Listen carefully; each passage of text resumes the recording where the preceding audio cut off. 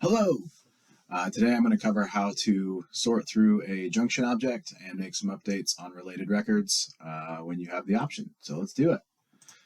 I have a record triggered flow here. It's going to run asynchronously because I don't care if it's instant or not.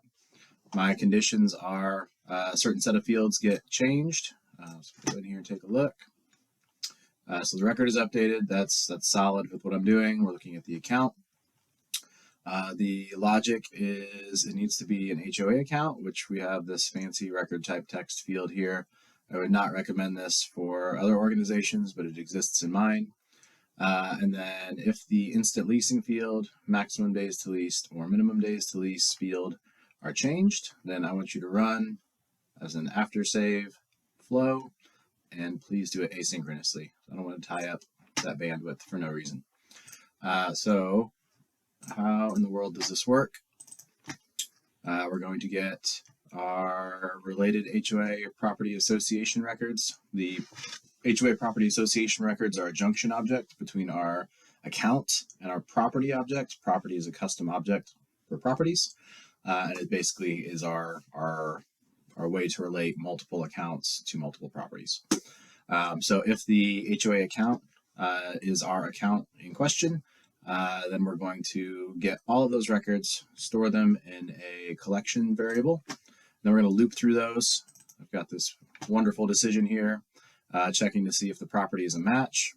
There's a count piece to this, which is just a variable. It starts at 0, so if it's not 0, go through it the first time.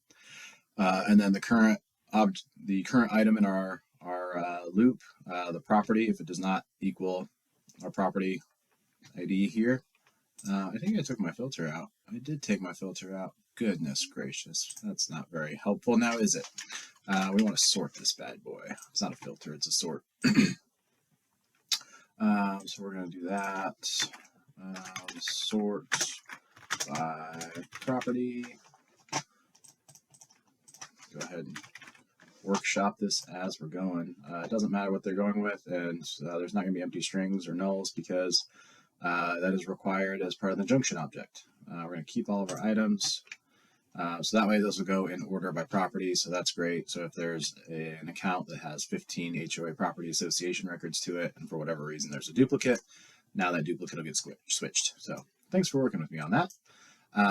Now we have a dummy variable for our property. All this is a bloop. This is a, nope, that's not what I wanted. Clicking is hard. All right, this is just a dummy record, basically to be our placeholder. I called it dummy prop because I was in a silly mood when I did that. And then I also have a formula that pulls out the property ID from our current item. So we just have our ID there available to us. We're going to go through here. We're going to assign the record ID to our variable from our ID. And then we're just making a match because that's ultimately what we want. We just want to mirror this on the property related. But the nice thing is with the way that we're doing this, we don't have to worry about our loop limits as far as like get the property, because we already have the property ID. We don't need to go get it. And then after I do that, I've got another collection variable, which is property to update.